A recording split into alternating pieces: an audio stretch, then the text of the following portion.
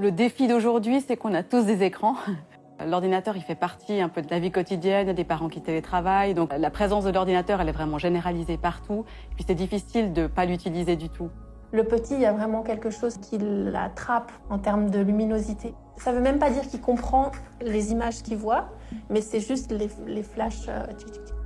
L'écran, il vient amener un silence du corps, ça veut dire une immobilité corporelle.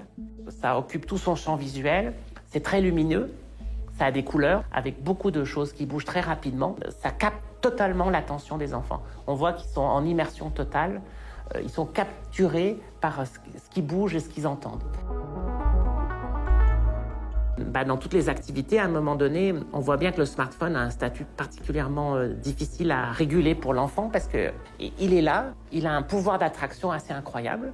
Il est à la fois l'objet des adultes. C'est pas un objet dangereux puisque ma maman et mon papa l'utilisent et que tout le monde l'utilise. Mais des fois j'ai le droit, des fois j'ai pas le droit. Alors pour moi, la frustration, elle fait vraiment partie du développement. Enfin, il faut qu'il y ait un peu de frustration dans la vie, de sentir ce que ça nous fait et puis de sentir que ça redescend.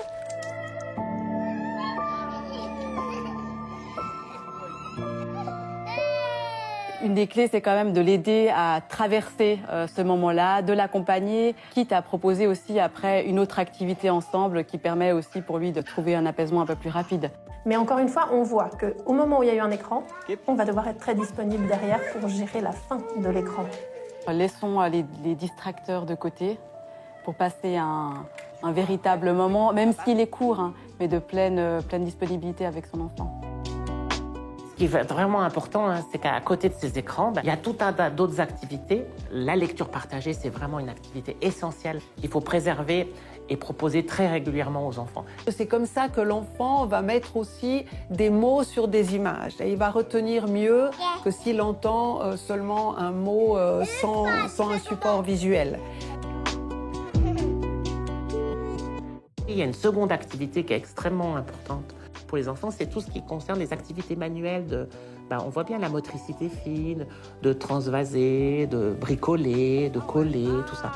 On est vraiment sur le moment de la motricité, de la découverte de la sensorialité, du monde physique. Ça veut dire vraiment voir qu'est-ce qui tombe, qu'est-ce qui rebondit, qu'est-ce qui est lourd, qu'est-ce qui est léger, qu'est-ce qui est chaud, qu'est-ce qui est froid, qu'est-ce qui est dur, qu'est-ce qui est grand, qu'est-ce qui est haut, où est-ce que je peux me glisser dessous, monter dessus. Tout ça, en fait, l'enfant, il va l'expérimenter. Et puis au fond, il faut très peu de matériel. On peut prendre vraiment ce qu'on a sous la main. Les ustensiles de cuisine, les objets du quotidien, c'est quand même une source de plaisir, une mine d'or pour les enfants. L'activité physique est très importante. Il faut que les enfants bougent. Il faut leur permettre d'exercer leur corps, leurs sensations et d'aller explorer ce monde et la nature.